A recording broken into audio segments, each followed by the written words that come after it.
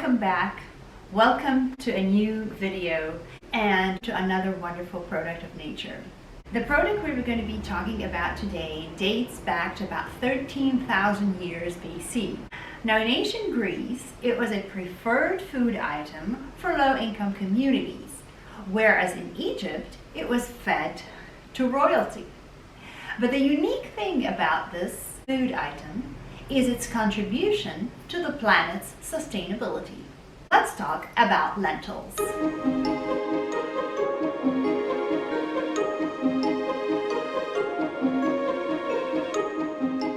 Lentils are pulse seeds, or what we know as legumes.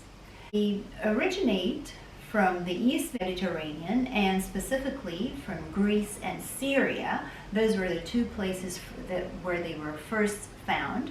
Of course, today they are planted in many places, and they come in different breeds, and different countries plant different breeds. Lentils is a small crop that has pods, and in those pods are the lentils. Every pod usually has about 1 to 2 and sometimes even 3 lentils. Today, of course, with modern agriculture, machinery comes into the fields and automatically separates the lentils from the rest of the plant. Now, spring is the time to plant the lentils, and they are harvested in August. The unique thing about lentils is their contribution to the sustainability of the environment of the planet.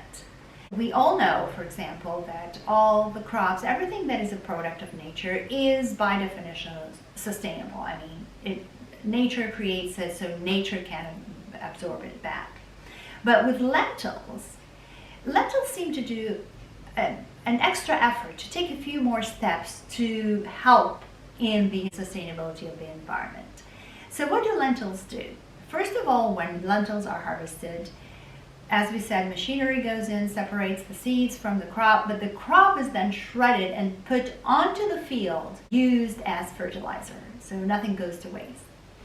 The second thing is that lentils have this unique ability to absorb nitrogen from the environment and pour it into the soil. So it enriches the soil with nitrogen.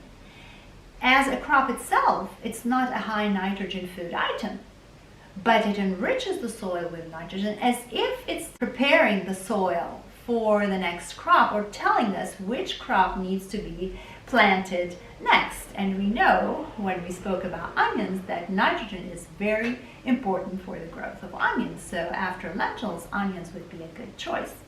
Something else is the carbon. Lentils emit more carbon into the soil than they emit into the atmosphere. So somehow they sort of add to the good balance of carbon, oxygen apparently, to the atmosphere. Also, lentils don't depend a lot on irrigation.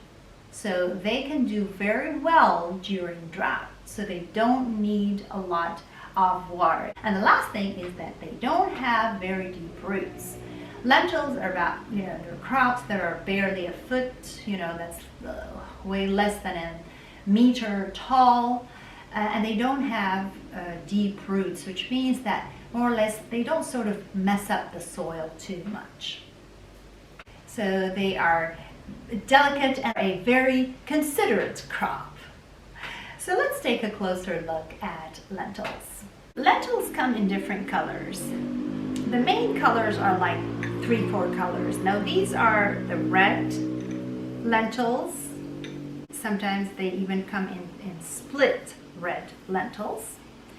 These are the most known lentils, which are the green lentils, and they come in different sizes as well.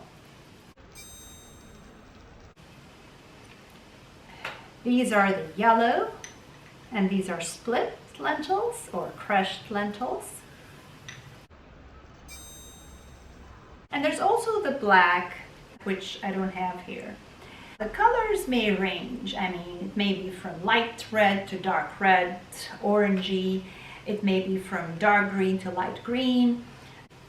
The ones that don't hold very well are the red and the yellow. The ones that hold better are the green and the black. The black are also called the caviar lentils, are the ones that hold the best. The green, which are the most, I call them regular lentils, or they're also called French lentils, they do keep their shapes. Lentils cook very easily.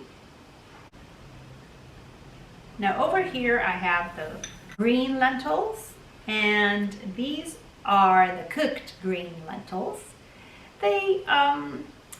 Their husk sort of gets a little bit wrinkled. Now these are the red, and then when they cook, this is how they look like. They become yellow and they're sort of mushy. They completely lose their shape, but they're very tasty, and actually red lentils make very good soup. And these are the yellow ones. In ancient times, lentils were used to make soups, bread, and types of porridge. And actually today things are not that different, because what we use lentils in is also soups. We can make different muffins and breads that include lentils. And the porridge that people used to make in ancient times, today we can say that we can mush the lentils and add it into the different soups and sauces as a thickener. So more or less its use has been quite steady throughout the ages. All right, so what about its nutritional value? How good are lentils for us? Lentils are very, very beneficial, and actually the entire group of legumes are quite beneficial for our health. Lentils specifically contain folate, potassium, magnesium, selenium. They have fiber. Selenium is great for the thyroid. Magnesium does a lot of good for nerves and muscles. Potassium for blood pressure. Folate for the formation of red blood cells. But of course, the main thing about lentils, which most of us probably know, is that they are a very good source of protein and a very good source of iron. Regarding iron, 100 grams of meat can give us about 1.5 milligrams of iron. But 100 grams of lentils would give us 3.3 milligrams of iron. Now the difference is the iron which is from meat source is readily absorbed, but the iron which is from plant source is not readily absorbed.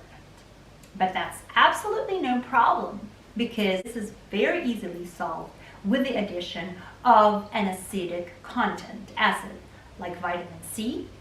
So we can add some lemon juice, we can add some vinegar, we can add beta carotene, which is found in carrots, and carrots go very well with lentils. So that's absolutely no problem, because more than 60 to 70% increase of absorption of iron is registered with the addition of some lemon or some vinegar. Another very interesting thing is that sulfur increases the absorption of iron. And guess where sulfur exists most? In onions and garlic. Always try to add some garlic and some onion. The taste blends so well, and it helps so much in the absorption of the nutrients. The same thing, of course, goes with the absorption of zinc. Regarding the protein in lentils and legumes compared to protein in meat is almost the same. It's very high quality protein. So how can we readily and easily include lentils in our diet? Now lentils are very, very easy to cook. All you have to do is just boil them. And you boil them with the addition of a little bit of salt. Now some people like to boil it by putting 3 to 1, 3 measures of water to 1 measure of lentils. And when all the water is absorbed by the lentils, they are usually cooked. So you taste them. Others like to just put more water and let them boil, and then they strain them. And that's absolutely fine. And they're ready to eat. Now, one thing that I wanted to show you here is a wonderful, wonderful and very easy salad to make. Now, these took about 25 minutes to boil. Okay, other varieties may take even less. I like to add mushrooms, just 2 more ingredients, and that's it. And the best mushrooms that I found that really go so well with this salad are canned sliced. They go very well with the texture, and they go very well with the size, the bite size. An interesting thing, remember, we said that we need to add something of an acid. Pickle goes here. And the best pickle that matches this salad is onion pickle. So I'm going to have, now I prepared these yesterday. And if you go to the video about onions, you're going to find how to make pickled onions, which takes about 3 to 4 minutes. That's all. So you can have it done a day before and then use it. Oh, the smell of the pickled onion is incredible. Now I have the link to the onion video at the end of this video, so you can watch that and see how to make the onion pickles. If you don't have onion pickles, you don't want to make onion pickles, you can just add dill. But I'm telling you, the onion adds so much. And as we said, it also helps in the absorption of iron, because the sulfur in the onion helps the absorption of iron. Now we can add here, I like to add about, just a couple of tablespoons of vinegar. It's wonderful. I'm sure it tastes like every time. I've done this many, many times, as you can imagine, as you can guess. And if I taste this here, this is too big of a spoon.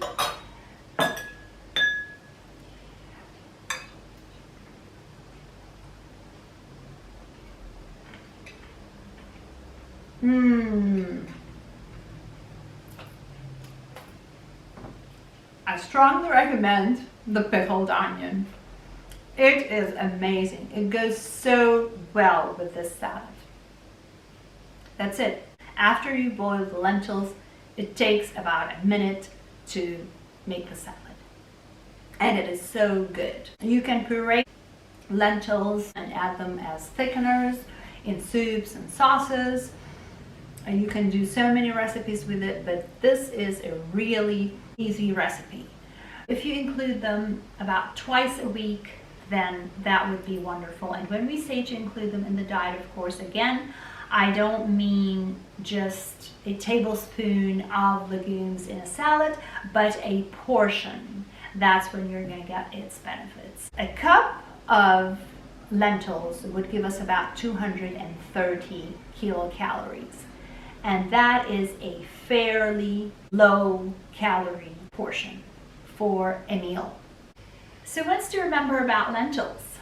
Lentils, first of all, are a very affordable food item. It's very easy to keep. You just buy it and you put it in the pantry. That's all it takes. It's very, very nutritious. It's very, very easy to cook. You just boil it, and then you can use it in a recipe or just make a simple salad out of it. Remember that 1 cup of lentils provide 1/3 of the daily requirements of protein and more than 1/3 of our daily requirements of iron. Don't forget about its contribution to the sustainability of the planet. So yes, please do include lentils and in general legumes in your diet. So if you include them about twice a week, then that would be wonderful. Because remember, the closer we are to nature, the healthier we are. This is the end of this video. If you like the content, then please click the subscribe button so that you can be notified of every new video that comes out. Join us in the Facebook group for comments and discussions. look for us in Pinterest and Instagram for some beautiful photos of each product. Thank you and see you next time.